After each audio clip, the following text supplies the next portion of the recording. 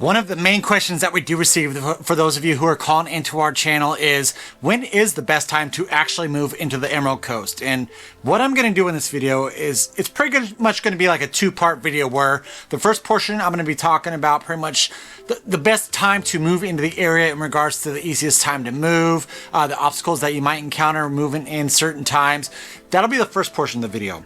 The second portion of the video will be more so like the buying time, right? So it's like, is the future to come going to be worse or better for buyers, in my own personal opinion, based off of what I'm seeing, and a few different topics, a few different factors that might go into that. And so let's just say this first part is just fluffy. It's like, hey, this is the best time to kind of move into the area based on the ease of the move.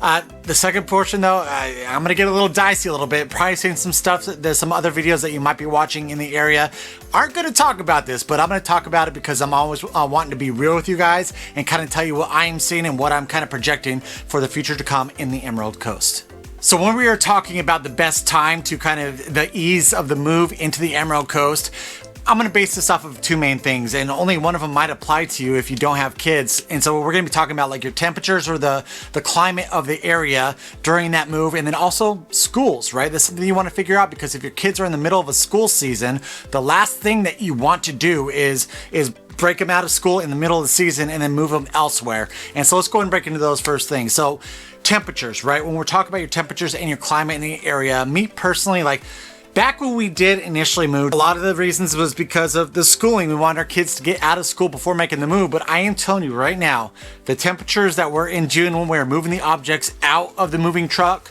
was miserable. I was sweating, I was drenched. I'm baking like a toasted cheese here. It's so hot here. And I came from Colorado, so I wasn't used to that humidity, and it was insane how hot it was compared to what we were coming from, how humid it was compared to what we were coming from, and that was miserable. So when we're talking about that temperature and that climate, if it's something that you're not used to, me personally, I think like early fall, even springtime is the best time, the best temperatures to kind of really relocate into this area. That way you're not having to sweat like crazy trying to unload that truck. There's also two other factors that the temperature, kind of why I think that the springtime and the fall time are the best times to relocate into the area. And one of them is like, guys, when we first moved here in the summertime, guess what we wanted to do? We just moved next to a beach. All we wanted to do was go to the beach, and it seemed like we weren't as effective as in unpacking all of our things. It just seemed like all we wanted to do was just like go hang out on the beach. And so that can be a distraction, keeping you from actually getting those things unloaded, keeping those boxes from getting unpacked. And then also in the summertime, something that you have to factor into this, if you're moving in the summertime, that is our hot tour season. So there's going to be a lot more traffic in the area when you are trying to relocate into the Emerald Coast. And I'd say that these are the minor obstacles that you're going to be encountering when relocating in the summertime, but it is something to kind of think about, to factor in when we are talking about relocating here, the most comfortable times in doing so. The other topic that I did mention was when we talk about school time, right? If you have kids and you're not wanting to break them out of school, I will tell you right now, we actually get a good amount of families who are relocating to the area who are moving over Christmas break. They're like, all right, we're done with this semester. We're going to move them over Christmas break and then be down there. And so thinking about those school times, if you do not want to break your kids out of school, we have seen that happen. Another thing that we have seen happen is many times we have seen some of our buyers that we do work with where they'll buy a place, and okay, and not everyone's in the situation where they can hold on to a place and pay for two different mortgages if they're not paying for cash. But sometimes what they'll do is they'll rent it out as either a short-term rental, or they'll do just like a quick 6-month rental. That way the house is ready for them when they do come after the school season. Those are two different things that you could potentially do if you aren't able to be a little bit more flexible moving your kids into the area during the school time. All right, now we're going to break into that fun portion of the video, pretty much talking about whether right now, as I'm talking, we are in November of 2025, is the best time to move into the Emerald Coast. And we're going to be talking about a few different factors. So we're going to be talking about interest rates. We're going to be talking about property taxes. We're going to be talking about politics. Yeah, that's going to be a thing, because that is one trend that we have noticed for anyone relocating to the area. Let me just preface it this way, is if you call me and you're moving here from Texas, I'm really wondering why you're moving to the area as opposed to someone who calls me from California. That'll kind of set it up a little bit for you, what we're going to be talking about with politics. First, let's talk about those interest rates though, because we have noticed there has been a trend that when mortgage interest rates do go down, we do see a lot more buyers hitting the market because they could get that loan for a cheaper price, right? And so the Fed is announcing cuts, and I know because I get the comments every single time, the Fed rate has nothing to do with mortgage rates. They are not directly correlated. I understand that. But there is a trend that we often see many times, and I'm actually going to throw a chart up here. When we see Fed interest rates go either down or up, the mortgage rates seem to follow. It's not a for sure thing that's going to happen. I'm just basing off of trends that I have seen it in the past, is that typically we are seeing lower mortgage rates when we do see the Fed rate go down. And we just saw another quarter point cut here recently in October. They're expecting there's going to be another one in December. And then they're also saying that it is also going to go into 26, having more Fed rate cuts. With that being said, I'm just thinking that with that, we are going to see mortgage rates going down and then also more buyers who are hitting the market. What does this mean? And when we talk about, I'm trying to think about the best way to say this. So, best time to buy. When you are a buyer, the last thing that you want to do is compete against another buyer, because then what does that do? It makes it so you can't be as aggressive in your offers, that you're having to be more competitive. So you might be paying more for a house. You might not be getting those concessions and repairs that you are wanting because you're competing against another buyer. Guys, I went through this and like right around the COVID area. I'm telling you personally, as a real estate agent, business was awesome, but at the same time, the market, I hated it so much because there were so many times that my buyers were having to go in over list price by a lot. I literally had a buyer back in the day who had to go over $100,000 over list price, and we still didn't win the contract. So when it comes to bidding wars, it might be great for sellers, but it is not that great for buyers. And with those lower interest rates, I am expecting that we are going to see more of those bidding wars, which at the point I'm kind of dreading a little bit. The good thing is I've kind of went through it. I'm kind of war tested and I know those strategies that might work in the area. So here's my prediction. One, I think that the bidding war is really going to start to get hot. If we start to see, because currently in November 2025, if you're watching this video back in the middle of 2026, this really won't make sense. And maybe you'll be looking and be like, man, people actually knew kind of what he was talking about. We'll see what happens. But I'm just saying that I think that once mortgage rates really dip down into like the low 5s, high 4s, if that does happen without buying it down, I'm saying that is straight up, that's what it is, without buying points at the closing table, that's when I really see us getting a huge bidding war. And I honestly, I don't think that the interest rates is a big reason why COVID did pop the way it did with the real estate market.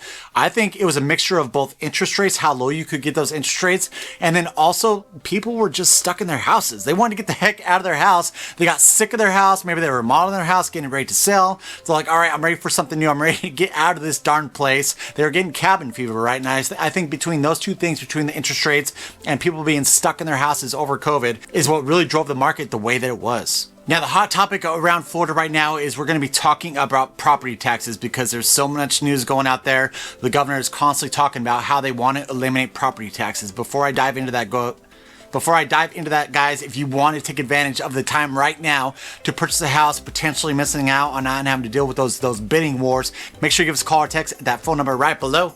Right there. We always answer. It doesn't matter date or time, but if you're not quite ready to purchase, make sure you follow along by smashing that subscribe button. Give us a thumbs up and notification bell. That way you're notified every single time we put out a brand new video. Yeah, guys, I'm telling you right now, like, it sucks because you don't want to buy a house because of the interest rates. You're like, the interest rates are so high, I don't want to do this. But the thing about it, guys, you could always refi. So if those interest rates go down, it's like buy the house now. That way you're not having to pay too much for a house, get some of those repairs done, and then you could just refi in the next 6 months. Property taxes, that's what we're talking about right now though. So property taxes, of course, we probably hear it a little bit more here since we are actually within Florida, but there is a movement right now to try and eliminate property taxes within the state of Florida. Your personal home, you shouldn't rent it from the government. You should own it. And, you're paying taxes for 50 years, but even for young families, it's become very difficult across this country to make ends meet. There's like been different things that are kind of thrown out there where one, they're like, let's just make homestead, increase homestead, or some are being like, let's just eliminate it on, if it's your individual, your personal residence, let's do that. And I think that's kind of the path that we're going down right now. If it is going to happen, it's something that has to be voted on in the election of 2026, and it needs to be passed by 60% of Floridians. So this isn't just going to be a done deal. Governor DeSantis can't just sign something, pretty much saying, guess what, I'm eliminating property taxes, because your property taxes are actually local, they're not state ran. But my prediction on this, what I think is going to happen is kind of what I already mentioned, is I think it's going to get to a point, I wouldn't say this is best case scenario, but I think this is what most likely is what's going to happen is if it's your personal private residence, then they're going to eliminate your property taxes. If you have like an investment property here, not so much. Commercial properties, all those things, same thing. There'll probably still be property taxes on those products. The only other thing that's like a lighter version of that I am kind of thinking is maybe that they'll eliminate property taxes if you 100% pay off your property that is free and clear, then they'll eliminate the property taxes on that. That's another way I could see it going. I don't see them 100% limiting property taxes though. I think it'd be a huge push. I know there's a ton of back and forth, even though we have one party in control of, the Senate, the House, and then also the governorship. Okay, yeah, that's fine, but I don't see it going that direction. There is some pushback. I think the best case scenario is that if that is your personal residence, they are going to eliminate property taxes on you, or eliminate them if you have the house that's completely paid off. And if that happens, guys, on top of interest rates, on top of the last topic I'm going to talk about, I can definitely see so many people just like flocking into Florida, and guess what that's going to drive? A ton of buyers, much more of a bidding war. And so like I said, we'll just kind of see what happens, but I've talked to so many people and they're like, I am moving there tomorrow if they eliminate property taxes. And these are people who aren't even considering moving here, just friends of mine, family of mine. They're like, yeah, if they eliminate property taxes, I am going to be in Florida the next week. All right, the final thing that I'm going to be covering, and probably the most controversial, is politics and culture. And so I kind of already mentioned to you, like I said, if you're calling me saying that you want to move here from Texas, I'm a little surprised, because the majority of people that we are helping out, there's a story behind it, right? Why they are leaving the area that they are leaving. Sometimes it's weather. They're like, it's the north. I want to be warmer. I want to be next to a beach. Yes, those do vary in, but majority of the time it is that they are wanting to leave the politics and culture that is kind of been on the rise in the area that they are currently living in. And to be honest with you, that's the reason that our family decided to move into Florida. We initially, like during the COVID era, when we were experiencing the lockdowns and everything that was outside of Denver, we're like, we need to get the heck out of here. And of course, we did a lot of kind of investigation on where we want to live within Florida. And ultimately, we ended up picking the Emerald Coast, which we are super happy about and do not regret at all.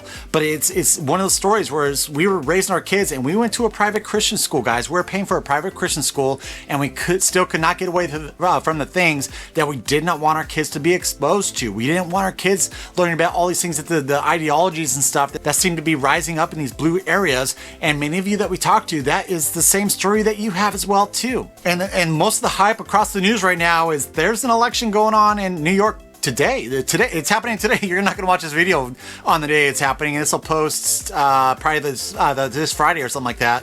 But there's election happening in New York right now. And there's a lot of articles out there that I've been seeing where they're talking about, guess what? If this happens the way that everyone thinks it's going to happen, there are people who are going to leave New York in an exodus, right? New York City specifically. And so I see the majority of those people really want to go. From the trends that I am seeing, majority of the people who are moving out of New York City are going more towards like the Miami, Fort Lauderdale area, even like in the other side, like Tampa, Sarasota. Not so much here, but that's not to say that we haven't helped out people who are relocating here from New York. But there's certain things that are happening in the country and people are just sick of it. They want to be in a much more conservative, traditional area. And we have seen that so many times that they are leaving those areas to come to somewhere where they could raise their kids traditionally. And with all the politics and the culture shifts that we are seeing in so many of these areas, this is one spot that they are really loving. So if you've lasted this long through the video, you might be like, Pete, what the heck does this crap have to do with the best time to relocate to the Emerald Coast outside of the fluffy stuff that you covered in the beginning of the video? I think that there's kind of a perfect storm brewing right now for 2026 with all these factors that could potentially be coming into effect to create heavy bidding wars for the state of Florida, and then also Texas. I think Texas will see a lot of that as well too, but we are seeing something, guys, and I honestly, like I said, I'm kind of looking back on my notes back from the COVID area on what I was doing, because I think that we are on the precipice of bidding wars again, which Like I said, it sucks, but at the same time, that's why I think right now I'm looking myself all the time for properties, for different investment properties to buy and all those things, because I can only see the market going up if this does happen. And there's people out there who are saying the opposite, that property prices might go down or whatever it might be. Guys, it's all about supply and demand, right? And so if all these things go into effect and people are flocking into Florida, it's supply and demand. Less houses, more buyers, that's when the prices go up. And so that's what I see kind of happening for 2026. We will see what happens. I'm just telling you right now that if we are sitting in the middle of summer next year and all these things kind of come true, just watch out, guys. Don't say I didn't warn you, right? Don't say that right now in the fall of 2025, even early spring of 2026 might be the best time to buy in the Emerald Coast. Thank you so much for watching, guys. I greatly appreciate it. If you are looking at purchasing real estate in the Emerald Coast, we are talking Pensacola going all the way down into 30A. Give us a call or text at that phone number right below. Right there, we always answer, doesn't matter day or time. But if you're not quite ready to purchase, make sure you follow along and educate yourself by smashing that subscribe button. Give us a thumbs up and notification bell. That way you're notified every single time we put out a brand new video. Till next time, we love you.